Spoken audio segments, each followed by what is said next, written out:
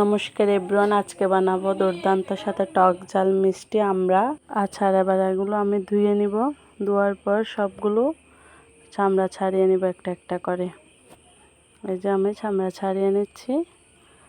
চামড়া ছাড়িয়ে নেওয়ার পর সবগুলো একটা ছুরির সাহায্যে একটু একটু করে কেটে নিব যাতে মশলাটা ঢুকে।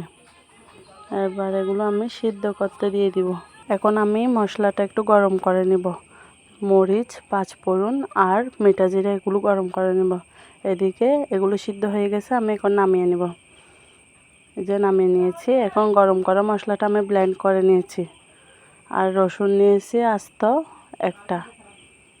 এরপর আমি নিয়েছি মরিচ, দারুচিনি আর তেজপাতা, পরিমাণ মতো চিনি নিয়েছি। এরপর আমি চুলায় বসিয়ে দেব প্যানে দিয়ে দিব পরিমাণ মতো সরষের তেল।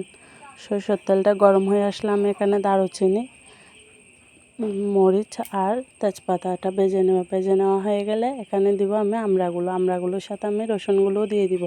গুঁড়ো করে রাখা মশলাটা দিব। দেওয়ার পর এখানে আমি চিনিটা দিয়ে দিব। চিনি দেওয়ার পর একটু লবণ আর একটু মরিচের গুঁড়া দিয়ে আমি এগুলো ঢাকনা দিয়ে ভালো করে সিদ্ধ করে নেব। এই যে সিদ্ধ করা হয়ে গেছে, এখন আর একটু হলে নামিয়ে নেব। দেখেন কত সুন্দর হয়েছে না।